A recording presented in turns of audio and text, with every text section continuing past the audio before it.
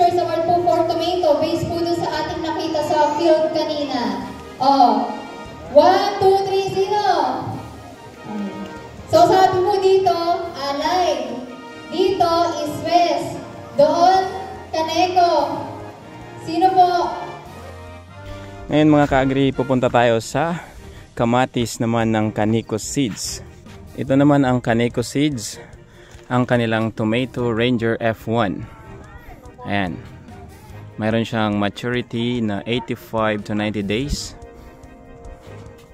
Red-orange ang kanyang kulay. At ito ang kanyang actual na bunga.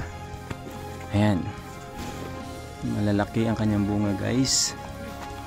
Ayan. Ayan.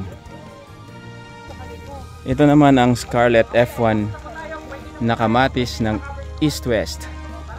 Ayan guys, mayroon siyang maturity na 55 to 60 days. Ayan. Ito ang kanyang actual na bunga. Ayan. Ayan po.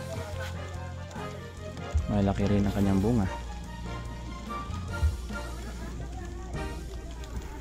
Just try to compare guys. Ayan. At ito naman guys ang kamatis ng Condor, ang kanilang Fantastic F1 hybrid tomato. Ayan. Mayroon siyang maturity na 50 to 60 days. Ayan po ang kanyang mga bunga guys. Ayan. Titigan nyo mabuti para inyong maikumpara. Ayan.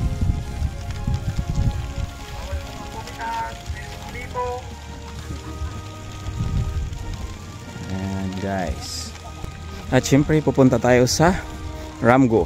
Ito naman ang kanilang kamatis, ang kanilang Tomato Prima na may maturity na 60 to 65 days. Ayan guys. Ito naman ang kanyang actual na bunga guys. Ayan. Ayan. Ayan guys.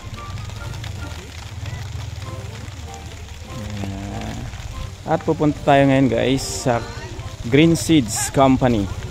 Ito naman ang kanilang hybrid tomato Jonah F1. Ayan guys. 60 to 65 days ang ano niya. At marami na pong napitas dito guys. Pero tingnan nyo, kahit marami nang nakuha sa kanya, pero madami pa rin mga bunga. Makikita nyo guys, kahit ganito na siya, pero ang bunga hitik na hitik pa rin guys. Ayan. Ganito kaganda ang Jonah ng Green Seeds. Ayan.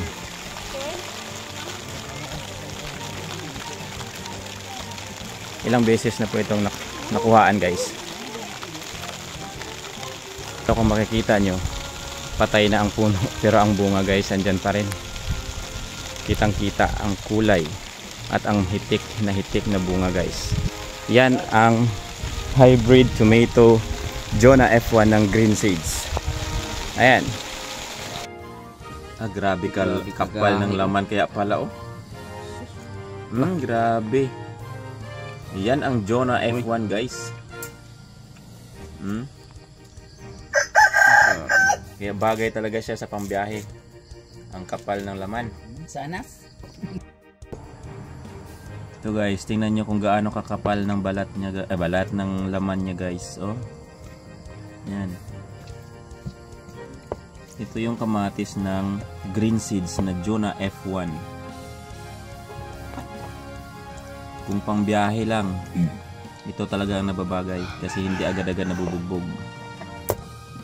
Hinog na siya guys, pero grabe pa rin ka tigas na kanyang laman. Hindi siya yung malambot na klase.